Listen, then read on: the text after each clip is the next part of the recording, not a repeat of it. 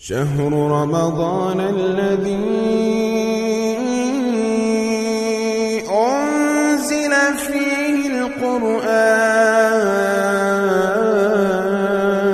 نحمده ونستعينه ونستغفره ونعوذ بالله من شرور أنفسنا من سيئات أعمالنا من يهده الله فلا مضل له ومن يضلله فلا هادي له وأشهد أن لا إله إلا الله وحده لا شريك له وأشهد أن محمدا عبده ورسوله أما بعد قال الله تعالى في القرآن المجيد وكلوا واشربوا حتى يتبين لكم الخيط الأبيض من الخيط الأسود من الفجر وقال النبي صلى الله عليه وسلم تسحروا فإن في السحور برکہ۔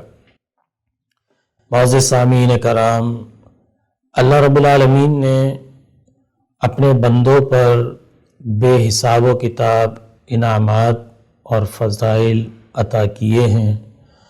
اللہ رب العالمین کی انہی نعمتوں میں سے ایک بہت بڑی نعمت ماہ رمضان کا آنا ہے۔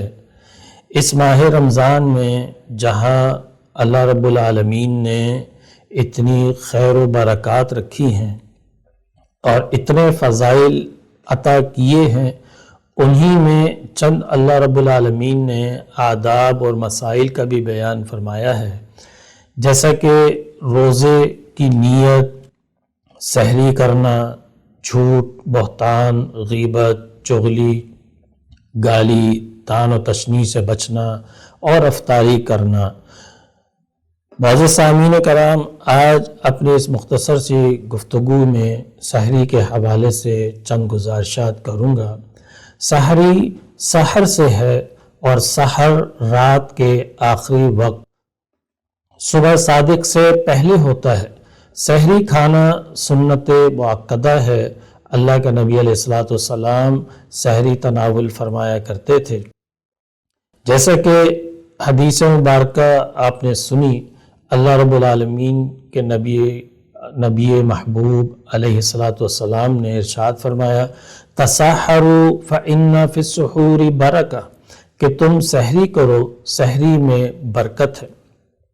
اور اسی طرح اللہ رب العالمین نے سورہ بقرہ میں ارشاد فرمایا وَكُلُوا وَاشْرَبُوا حَتَّى يَتَبَيَّنَ لَكُمُ الْخَيْطُ الْأَبْيَضُ مِنَ الْخَيْطِ الْأَسْوَدِ مِنَ الْفَجْرِ، کہ تم کھاؤ پیو حتیٰ کہ سفید دھاری ظاہر ہو جائے سیاہ دھاری سے، یعنی کہ غروب آفتاب سے لے کر طلوع صادق تک یا صبح صادق تک تم کھاؤ اور پیو۔ سحری کرنا باعث برکت ہے، اور اس طرح سے باعث برکت ہے کہ سحری کرنے سے اللہ رب العالمین اپنے نبی مکرم علیہ السلام کی اتباع کی توفیق عطا فرماتا ہے۔ سحری سے انسان دن بھر کی مشقت اور اذیت سے محفوظ رہتا ہے اور اپنے جسم میں طاقت محسوس کرتا ہے۔ اور سب سے بڑھ کر جو سحری کی برکت ہے وہ یہ ہے کہ اہل مشرک، اہل کتاب، مشرکین اور یہود و نصارہ ان کی مخالفت ہوتی ہے۔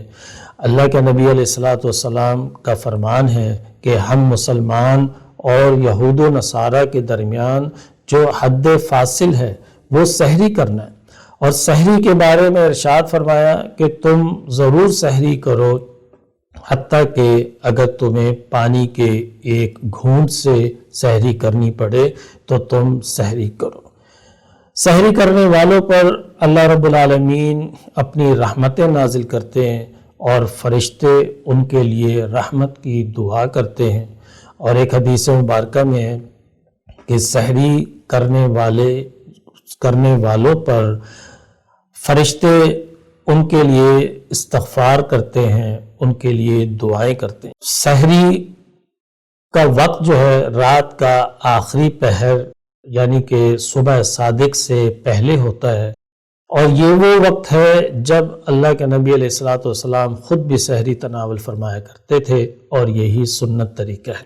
سحری کا وقت رات کے آخری پہر فجر سے پہلے کا ہے، جس وقت اللہ رب العالمین آسمان دنیا پر تشریف فرما ہوتے ہیں، جس وقت اللہ رب العالمین اپنے بندوں کی توبہ قبول فرماتے ہیں، دعاؤں کو قبول فرماتے ہیں، جو وقت ذکر و اذکار کا وقت ہے، جو وقت توبہ استغفار کا وقت ہے، جو وقت تلاوت قرآن کا وقت ہے، وہ وقت ایسا ہے کہ جس میں سحری باعث برکت ہوتی ہے اور باعث رحمت ہوتی ہے۔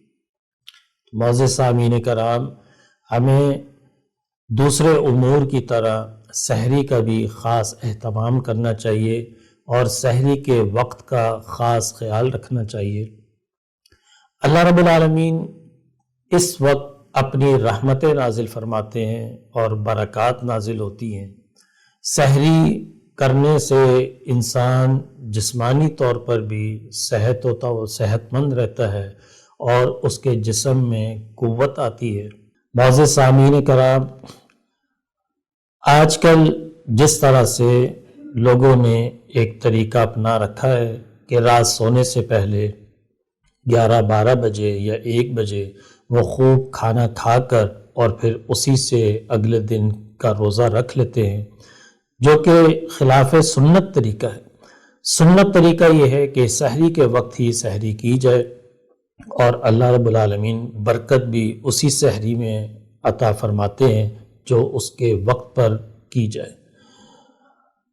دعا ہے کہ اللہ رب العالمین ہمیں صحیح طور پر رمضان المبارک گزارنے کی توفیق عطا فرمائے۔ اللہ رب العالمین ہماری زندگیوں میں برکات عطا فرمائے۔ اللہ رب العالمین ہمیں ہماری سحریوں میں برکات عطا فرمائے۔